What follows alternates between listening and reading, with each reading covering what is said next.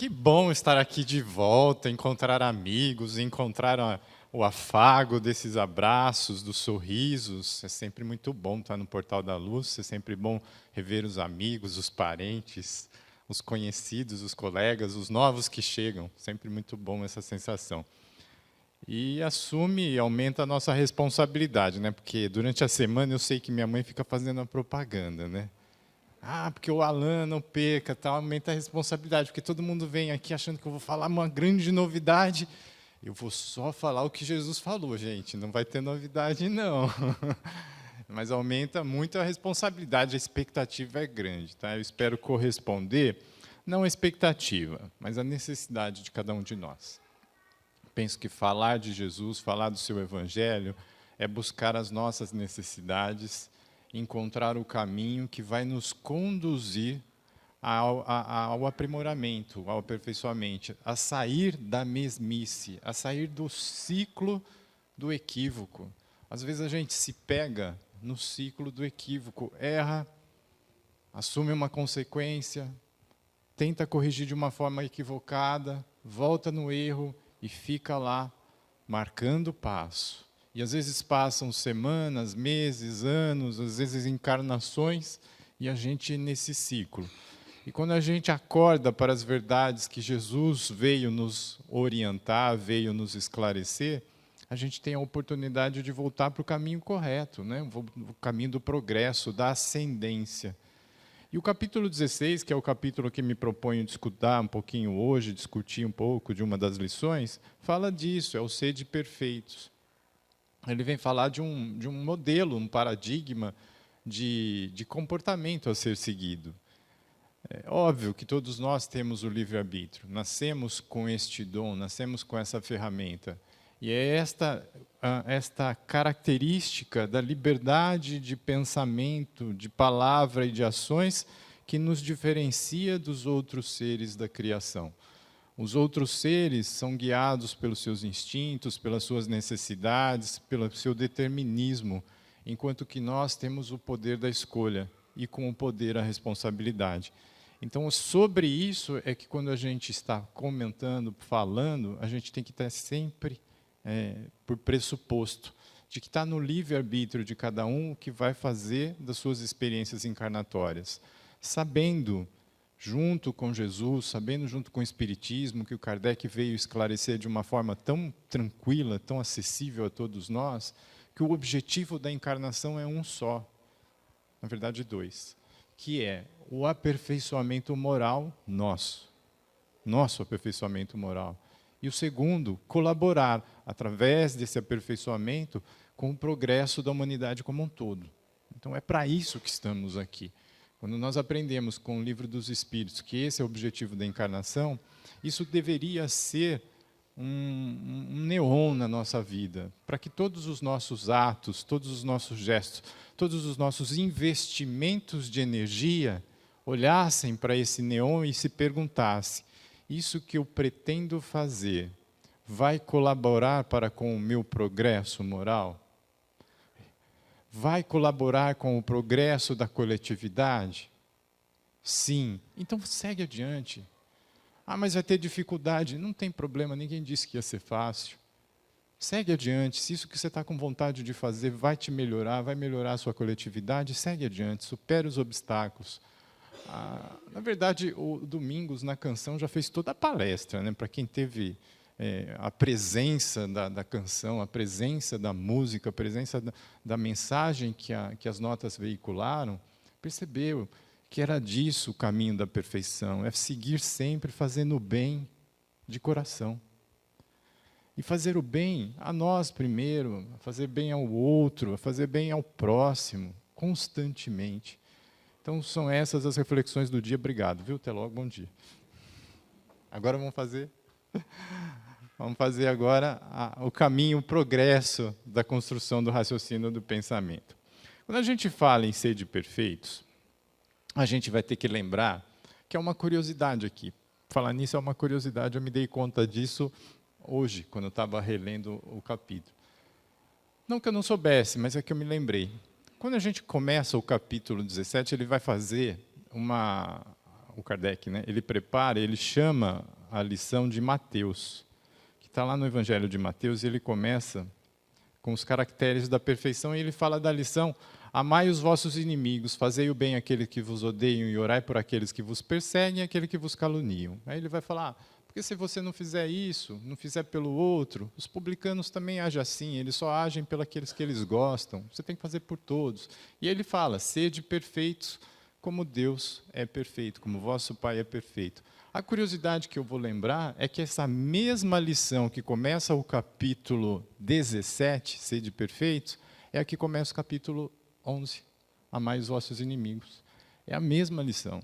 Então, Kardec, 2 vezes, em 28 capítulos, 27 referências de textos evangélicos, 2 vezes ele usou a mesma em capítulos distintos. Tal a importância disso, de que está no amor ao próximo o caminho que leva à perfeição. Então, é o alerta que a gente tem que toda hora ficar voltando, ficar colocando como referência, para saber se os nossos atos, repito, se os nossos pensamentos, se as nossas escolhas, os nossos investimentos em seu sentido amplo, investimento de energia, investimento de recursos, investimento de tempo, está sendo coerente com esse objetivo. Aquilo que eu estou fazendo é por amor, aquilo que eu estou fazendo é por vaidade, aquilo que eu estou fazendo é por orgulho, aquilo que eu estou fazendo é por comodismo, para que tenha a noção perfeita do objetivo da escolha.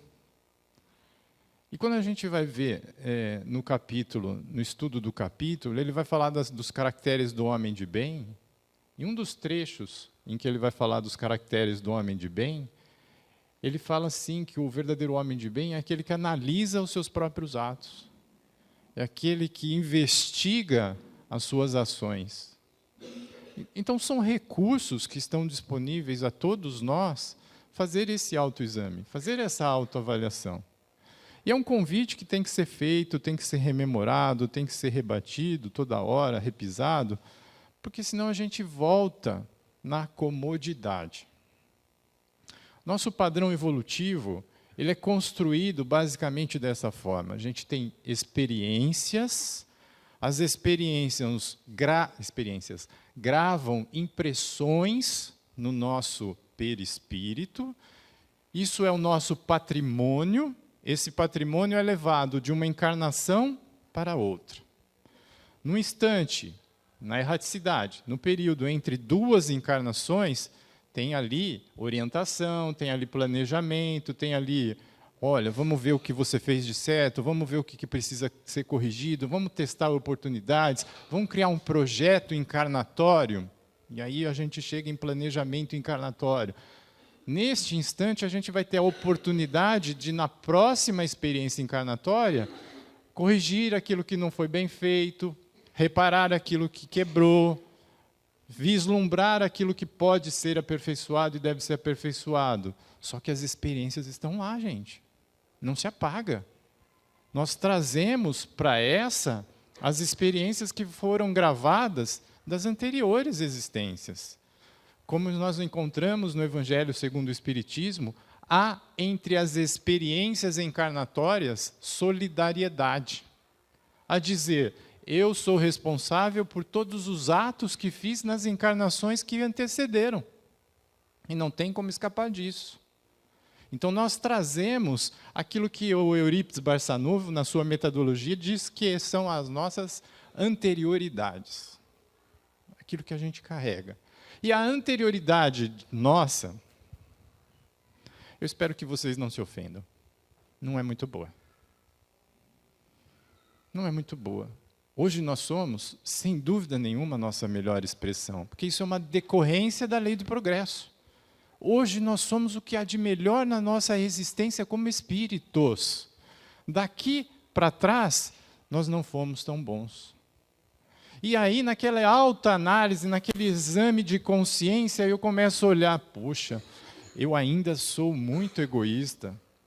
Nossa, eu ainda sou muito intolerante. Nossa, eu ainda sou preguiçoso. Eu estou falando de mim, tá? Não estou falando de ninguém que não seja eu.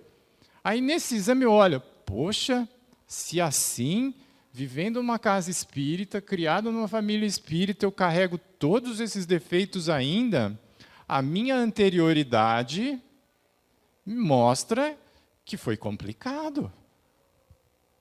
Se eu não fizer nada, se eu não impuser a minha vontade, o limite das leis, eu vou ser arrastado por aquilo que eu já sei fazer. Se eu não aprender condutas novas, eu vou repetir as antigas. E as antigas quais são? Os equívocos, as escolhas mal feitas, o egoísmo, a vaidade e todos aqueles conjuntos que nos trouxeram aqui. Então, a nossa responsabilidade, como nos coloca o capítulo 17, é fazer essas reflexões das minhas atitudes, dos meus pensamentos, daquilo que vai colaborar com o objetivo encarnatório, repito, progresso moral. Aquilo que vai ser o caminho da perfeição, repito, a prática do amor e da caridade. Então, o convite que a gente tem que fazer toda hora, todo instante, é reavaliar as nossas escolhas. O que eu estou fazendo está de acordo com o meu projeto de vida? E eu posso até não lembrar qual foi o meu planejamento encarnatório. Posso até lembrar, mas um projeto de vida eu hei de ter. Ou, do contrário, a gente vai ficar repisando os mesmos passos.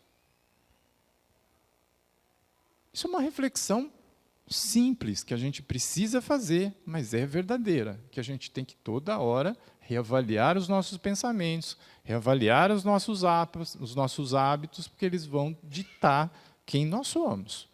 E são os nossos próximos investimentos no futuro. Aquilo que plantamos hoje modifica a nossa anterioridade. Meu pai sempre usa esse exemplo, ele é muito feliz nisso. A gente não pode pegar um copo de água suja e jogar assim, ó, fazer de conta que ele deixou de existir, para colocar só água limpa. A nossa vida tem que ser de transformação. A gente tem que colocar água pura, misturar naquela água que estava suja, até que ela seja predominante, constantemente. Coloca água pura, coloca água pura, coloca água pura, até que aquela água que estava suja vai se transformar. E é mais ou menos isso que é o nosso conjunto das anterioridades. A nossa anterioridade veio sujinha. Vamos depositar atos puros, vamos depositar conhecimento, vamos depositar caridade nessa anterioridade, porque ela vai se modificando. Aí, para a próxima experiência encarnatória, ela já não vem suja, ela já vem turva. Tinha sujidade com limpeza. Aí, para as próximas adiante, quando a gente chegar lá nos mundos felizes, aí a gente vai estar claro. E quando a gente chegar nos mundos divinos, aí não tem mais sujeira. Não tem resquício de sujeira. Mas para limpar essa água, tem que ter ação. Tem que ter o cumprimento do dever, que é outra lição que está no capítulo 17. Então, cumprir o dever não é castigo. Isso que eu queria falar. Cumprir dever não é castigo, é investimento, é oportunidade.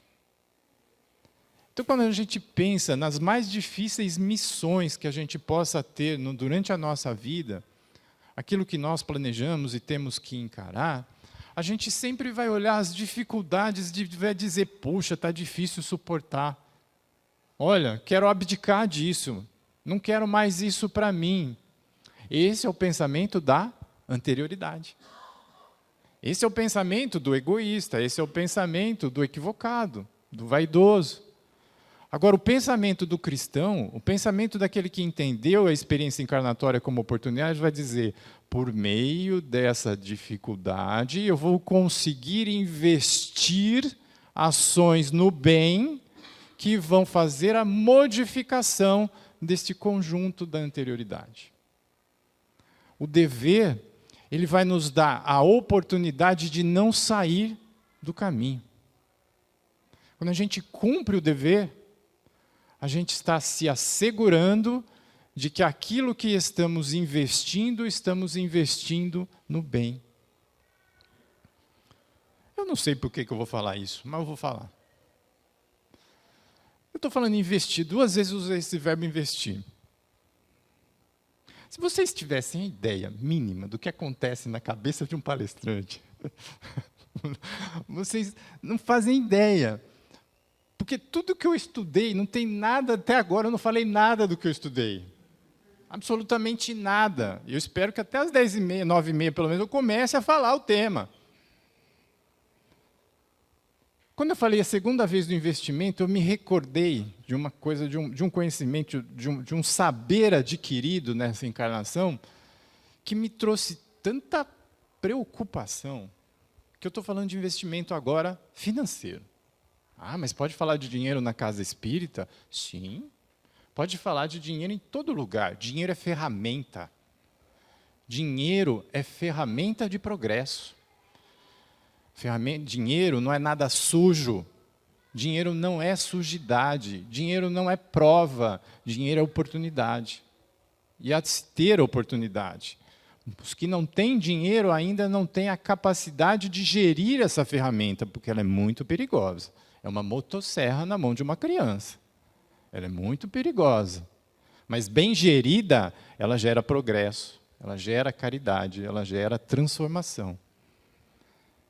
E quando eu estava falando de investimento, um dia eu estava numa roda de conversa sobre sustentabilidade. E a pessoa que estava conduzindo as reflexões naquela tarde, ela falava sobre investimento. Ela falou, você já pensou onde você investe o seu dinheiro? Quando você faz uma aplicação em um determinado fundo de ações, você já se perguntou se essas ações representam um empreendimento que compromete a ecologia? Vocês já viram, já se preocuparam em saber se aquela ação que o seu banco comprou em seu nome para que depois venda e você tenha o dividendo, se aquela ação é de uma empresa mineradora, por exemplo, que está devastando um solo? E aí você fala, eu não tenho nada a ver com isso. Claro que tem. Claro que tem. Foi a sua omissão que levou o investimento para a destruição. E não há uma vírgula que não seja computada no nosso dia a dia. Isso é uma dimensão da responsabilidade, como é complexa a questão da responsabilidade. Agora eu vou no tema. Bom dia. Vou tomar um pouco de água.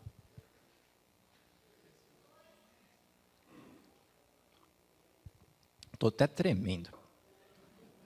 E eu, a Dona Isaura. Agora que eu falei bastante, eu vou falar um pouquinho da lição O Homem no Mundo, que eu gostei demais dessa lição essa semana, é a terceira vez que eu estou falando dela essa semana. Eu acho que até amanhã eu vou estar bom, vou saber exatamente o que ela quer dizer. Aí, a partir da terça-feira, eu começo a aplicar. Não, que seja a partir de agora. É uma lição que um espírito protetor traz para a gente, ele se intitula Um Espírito Protetor, ele não tem um nome conhecido a nós.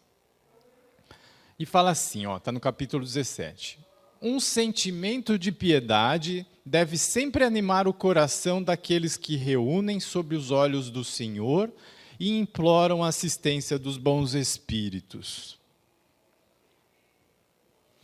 Conhece alguém que faz isso? Que se reúne em nome do Senhor e pede a assistência dos bons espíritos? Eu conheço 85 pessoas aqui, encarnadas, fora os desencarnados, porque é o que nós estamos fazendo hoje. Nós estamos aqui reunidos no nome do Senhor, querendo ouvir alguma coisa, pensando, criando uma atmosfera psíquica, rogando a espiritualidade amiga que nos oriente, que nos abasteça. Meu pai também usa essa expressão que é muito sábia, recarregue as nossas baterias para a semana, e a gente pede essa assistência aos bons espíritos. É o que nós estamos fazendo aqui. Aí o Espírito Protetor diz, um sentimento de piedade deve informar os nossos corações. Então, se estamos aqui reunidos em nome do Senhor, pedindo assistência dos bons espíritos, o que tem que habitar o nosso coração é o quê? Um sentimento de piedade. Nós temos que estar predominantemente, enquanto estamos nessa reunião, e a gente vai ver o quão ela deve ser perpétua, animados por sentimentos de piedade. Então ele está se dirigindo a nós nessa mensagem, sem exceção. Estamos reunidos em nome do Senhor, então que a piedade esteja no nosso coração. E ele vem e alerta, agora de uma forma muito clara, ele fala: purificai, portanto, os vossos corações. Purificai. Não deixeis nele demorar nenhum pensamento mundano ou fútil. Eu vou continuar, depois eu volto aqui, que é muito importante isso. Elevai vossos espíritos até aqueles a quem chamais, a fim de que, encontrando em vós as disposições necessárias, possam lançar profusamente a semente que deve germinar em vossos corações e nele dar frutos de caridade e de justiça. Olha que delícia de frase! É preciso, já que estamos reunidos em nome do Senhor, purificar o nosso coração. E aí ele fala: não deixe nele permanecer nenhum sentimento, nenhum pensamento fútil ou mundano.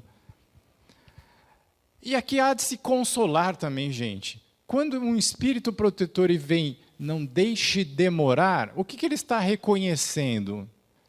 O que ele está observando? Que em todos nós, constantemente, transita, somos atravessados por pensamentos inúteis, fúteis, mundanos, pessimistas, deprimentes. Coloquem o adjetivo que for. Então ele está dizendo, na condição humana atual, eu sei que isso acontece. Nós vamos ser atravessados por esses pensamentos e esses sentimentos. E o que ele nos recomenda? Não tenha? Ele disse isso? Seria uma impropriedade. Como que eu vou dizer para você não pense? Como eu vou dizer para você não respire? Como eu vou dizer para você não faça isso, sendo que está acontecendo? Se é da nossa natureza atual, como somos habitantes de um mundo de provas e expiações, é porque o nosso grau de desenvolvimento moral ainda comporta vacilo. Ainda somos atravessados por esse pensamento, mas ele nos alerta, não deixa parar. Veio, vai. Passou só, mas não se apodere dele. Não se apegue ao pensamento.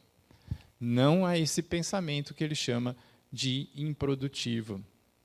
Então, estamos reunidos, vamos purificar o nosso coração. De que forma? Não deixa parar aqui, nada que não seja bom.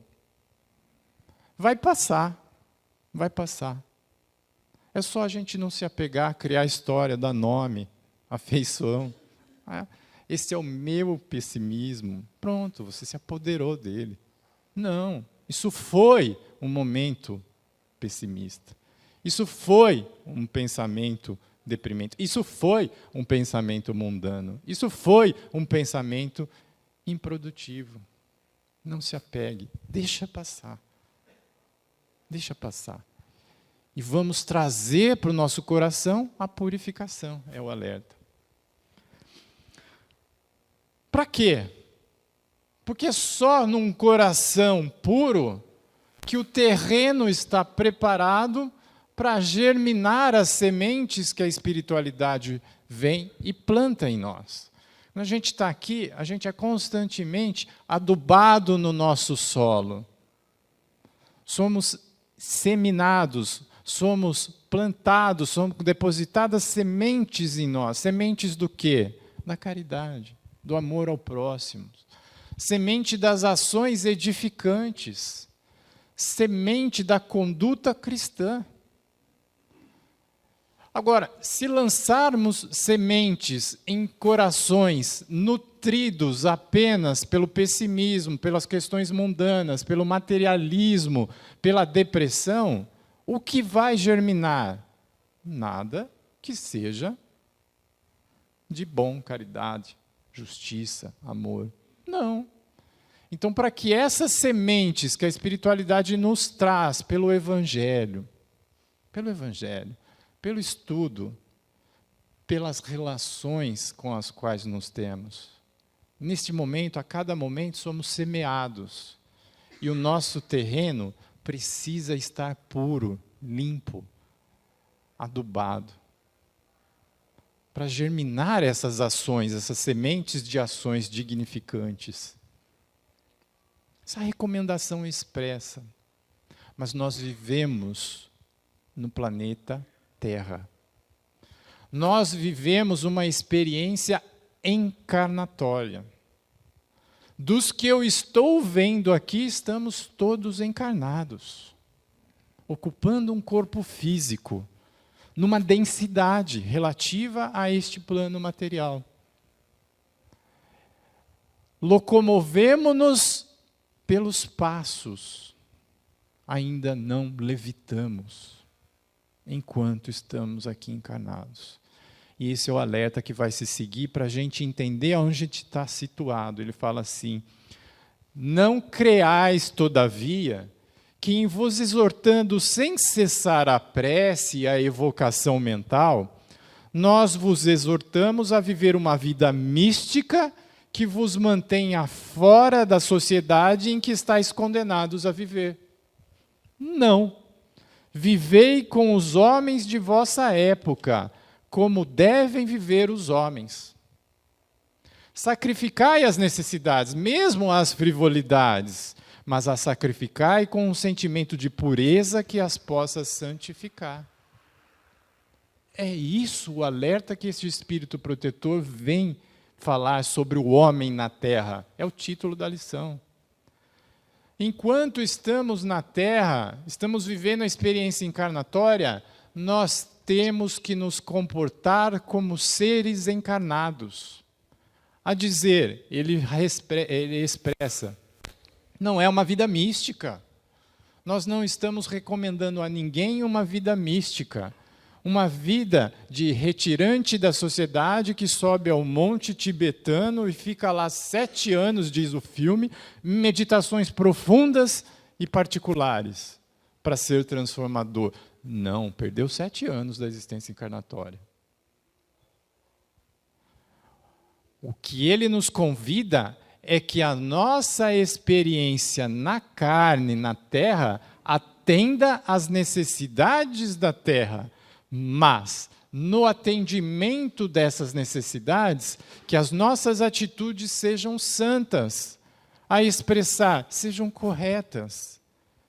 Se eu quero me dar o prazer de conduzir um carro com direção hidráulica, com menos de 2 anos de uso, que tenha equipamentos de última geração e que custa lá 150 mil reais, que esses 150 mil reais sejam adquiridos honestamente, sem prejuízo a ninguém.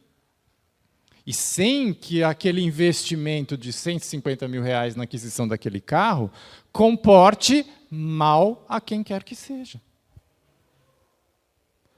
É legítimo viver na terra com os homens de acordo com as necessidades da terra. E ele é muito, muito caridoso quando diz, até mesmo as frivolidades. Quer dizer que eu posso sair à noite, num sábado, e comer uma pizza? Pode, gente. Claro que pode. O que você não pode é encher, se empanturrar de pizza a ponto de depois não dormir e não vir estudar no dia seguinte. O que você não pode é encher a cara a ponto de você se contaminar, criar um embaraço a você mesmo. Isso que não pode. Mas comer pode, beber pode, dormir também. O que não pode é dormir em exagero, em demasia. É a preguiça, é o ócio improdutivo. Tudo o que é humano é legítimo, nos convém, com moderação. É aquilo que é o caminho da experiência moderada, sem exageros nem abstinência, porque estamos na Terra. E ele continua. Foste chamado, ele vai tocar naquele ponto que eu falei. Foste chamado a entrar em contato com espíritos de natureza diferente, de caracteres opostos. Não choqueis nenhum daqueles com os quais vos encontrardes. Sede alegre, sede felizes, mas da alegria que dá uma boa consciência, da felicidade do herdeiro do céu, contando os dias que os aproximam de sua herança. A vida que nós vamos viver e vivenciar enquanto estamos encarnados é a correspondente ao mundo de provas e expiações, onde há ainda o predomínio do mal, aprendemos no capítulo 3º deste mesmo Evangelho segundo o Espiritismo. Sabemos que vamos, portanto, encontrar inúmeras pessoas que não pensarão como nós, que não terão a caridade como guia, que não terão desapego a informar o seu coração, que não terão a vontade de fazer o bem pelo bem, independente de recompensa. Encontraremos muitos irmãos que estão ainda apegados à sua ignorância do interesse pessoal, porque aprendemos no Livro dos Espíritos que o que diz do desenvolvimento de cada pessoa é o seu interesse pessoal. A pessoa que é mais interessada em si mesma é aquela que está menos desenvolvida. Está começando a engatinhar na evolução do espírito. Já aquelas que são abnegadas, já deram longos passos a caminho da perfeição, que é o caminho trilhado pela caridade e pelo amor ao próximo. Então, quando nos depararmos, porque vamos nos deparar com essas pessoas, não os choquemos. É o nosso dever de caridade. Que a nossa conduta seja para elas um exemplo, não um julgamento. Que a nossa conduta seja para elas uma fonte de inspiração e não uma fonte de reprimenda, não uma fonte de aprisionamento. Nós não precisamos que ninguém se sinta culpado na nossa presença. Aí eu vou na festa e digo, não, eu sou espírita, eu sei que não é para beber. Enquanto na mesa está lá a cerveja, está lá o vinho, usado com moderação na necessidade daquele grupo de pessoas. Então, que a minha conduta não seja para chocar ninguém, mas pela minha convicção. Se eu já criei a não necessidade do álcool, eu faço isso dentro da minha discrição. Obrigado, hoje eu não quero, tomo água, tomo refrigerante, tomo um suco, mas eu não preciso chocar ninguém, fazer uma palestra. Olha, se eu fosse você, eu não beberia, porque o álcool faz aquilo. Não, não estamos aqui para chocar ninguém, aprendemos aqui nessa lição. Mas ele fala, e você não precisa, por isso, deixar de ser alegre. Ser alegre é aquilo que nos diferencia, a alegria do cristão. É a alegria daquele que sabe que está agindo no investimento do futuro. É aquele que sabe que nas suas ações do dia a dia, as recompensas não virão imediatamente, mas é uma recompensa interna, da qual só ele é a testemunha. Aquela que sabe, eu cumpri o meu dever, eu fui honesto nessa ação, eu agi com prudência, eu fiz por convicção de que era a medida justa a seguir. Eu tinha a tranquilidade da consciência. Se isso não foi visto por ninguém, melhor, porque fica como sendo uma vitória pessoal. Mas, com certeza, está registrado nos meus arquivos de memória uma nova experiência, um novo registro. E para quem não foi assistir ainda divertidamente, vá. Vale muito a pena. Vale muito a pena.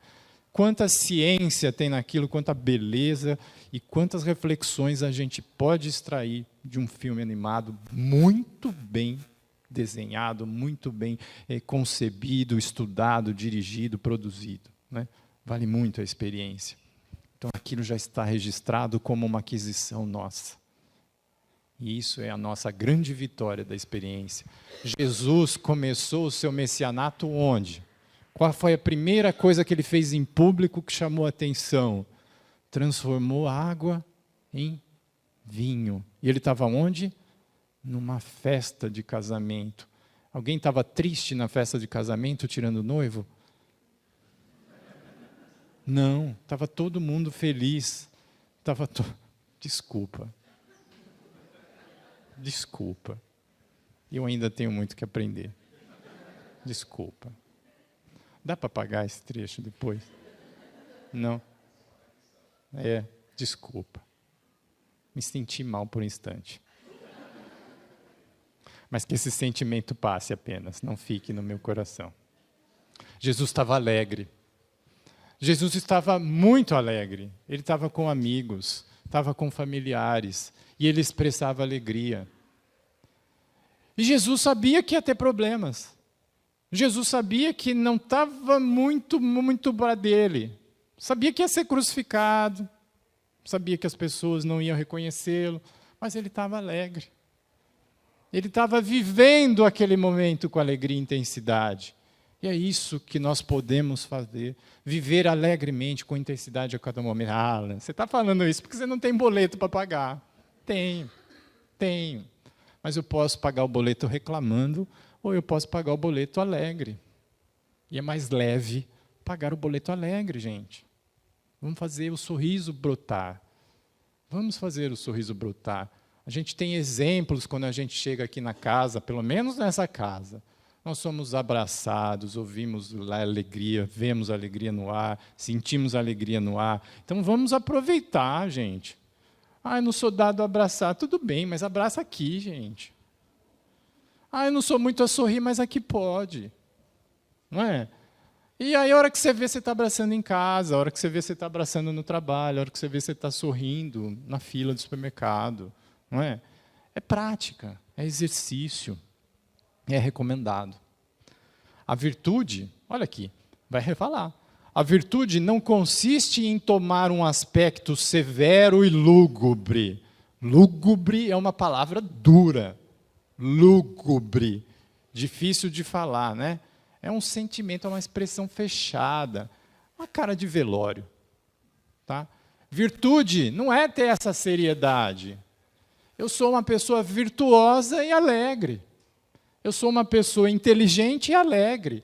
Eu sou uma pessoa rica e alegre. Eu não preciso exibir conhecimento com cara de superioridade, com aspecto lúgubre e severo, cara fechada, sisuda. Não. Alegria. Sabe por quê? Porque a sua alegria contagia. Aquilo que o seu rosto expressa, o outro percebe. E sem que se dê conta, repete. Eu sabia que eu ia usar isso para alguma coisa. Hoje eu estava lendo o Fonte Viva e achei uma lição tão linda, até às 11, né? Uma lição tão linda que eu falei, eu vou guardar isso aqui, eu vou tirar uma foto, pode ser útil. E olha como ela se encaixa neste momento que eu estou falando. Fala assim, fermento espiritual. O fermento é uma substância que excita outras substâncias e nossa vida é sempre um fermento espiritual com que influenciamos as existências alheias. Ninguém vive só. Temos conosco milhares de expressões do pensamento dos outros e milhares de outras pessoas nos guardam a atuação mental inevitavelmente. Olha isso. Os raios de nossa influência entrosam-se com as emissões de quantos nos conhecem, direta ou indiretamente, e pesam na balança do mundo para o bem e para o mal. Aquilo que eu expresso pesa na balança do mundo para o bem e para o mal. Se eu tenho um sorriso na face, se eu tenho a amorosidade, se eu tenho a paciência, se eu tenho o amor nas minhas expressões, isso contamina o ambiente, impregna os meus círculos e faz com aqueles que estão inseridos neste ambiente vibrem da mesma forma. Eu consigo, no sorriso, induzir o sorriso de outro. Isso foi demonstrado aqui sem que vocês percebessem. Porque hora e outra eu fazia um sorriso e vocês repetiam sem se dar conta. Isso a gente pode fazer, é muito melhor viver numa sociedade que está sorrindo. E já disse o poeta, né? Sorrir vai cuidando da tua dor, como que é? E ao notar que tu sorris, não é? todo mundo irá supor que és feliz. Charlie Chaplin, na poesia, né? Linda a música. Eu não gosto da música, na verdade, mas a poesia nela é linda. Eu acho ela um pouco deprimente para os meus padrões. Eu acho que essa música, eu vou fazer um desafio a Domingos. Domingos, vamos colocar uma música mais alegre nessa letra, não é? Em vez de falar, sorri quando a dor te vier, vamos falar, sorri! Vamos tentar, né? Vamos tentar alguma coisa. Está cortando tudo isso, né? Olha, estou perdido. Estou perdido. Basta, quando se começa ou acaba uma obra, elevar o pensamento até o Criador e lhe pedir no impulso da alma, seja sua proteção para ser bem-sucedida, seja uma bênção para a obra terminada. Ele não estava fazendo o alerta lá, olha, eu não estou pedindo para vocês viverem uma vida mística, basta sorrir, basta você estar em sintonia com o Criador a cada momento, em cada obra, a cada gesto, eleva o pensamento ao Criador, pede a proteção, pede o amparo, dedique bênçãos àquilo que você fez. Antes de chegar aqui, eu levantei um passo a Deus, um prece a Deus e pedi, meu Deus, que eu seja um veículo de verdades que possam amparar os meus irmãos que vão me ouvir. Isso é o que basta para que eu esteja em sintonia com Deus, esteja numa corrente de bons pensamentos. E não, eu poderia, estava no meu livre-arbítrio. Eu poderia pensar, nossa, domingo de manhã, que chato ter que estar lá no Portal da Luz, falar tanto, puxa, ficar exposto ao público. E qual seria a minha companhia? Qual seria o pensamento, a onda do pensamento que eu ia surfar? A escolha foi minha. Quando eu elevei a Deus e pedi a proteção, agradeci pelo dia e vi que o dia hoje estava especialmente bonito. Ontem à tarde, a hora que eu saí de casa, estava cinza. Eu falei, nossa, o inverno chegou com todo o vapor, né? Não, olha aí. Olha que céu maravilhoso. Eu escolhi sintonizar com esse céu. E eu acho que muitos dos meus irmãos também aqui, encarnados, sintonizaram com esse céu, em vez de pensar em outras coisas. Atravessou o pensamento, mudou, agora eu já tenho domínio sobre o outro pensamento. Basta que a gente faça isso mais vezes ao dia. De manhã, na hora do café, na hora do almoço, na hora do café de novo, na hora do jantar, na hora do café de novo. Então, vocês veem como eu tomo café. Não é? Constantemente. Depois das 4 eu não tomo, é verdade. A perfeição está inteiramente, como disse o Cristo, na prática da caridade absoluta. Não foi isso que a canção que o Domingos cantou falou? Fazer a caridade de coração, esse é o caminho da perfeição. Fazer a caridade.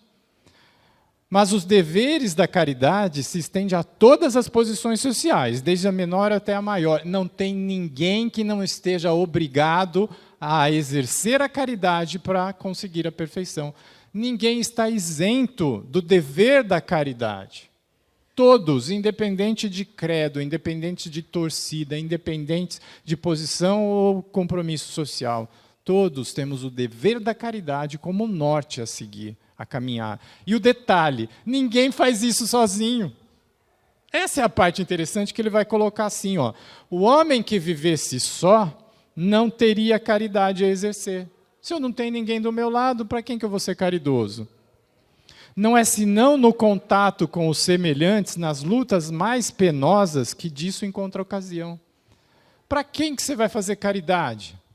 Para quem está do seu lado, amigo. E quem que está do seu lado? No momento pode ser o seu companheiro, pode ser o seu filho. No momento pode ser um ilustre desconhecido. Na fila do banco, normalmente são ilustres desconhecidos. E são os nossos próximos. E a gente pode praticar caridade.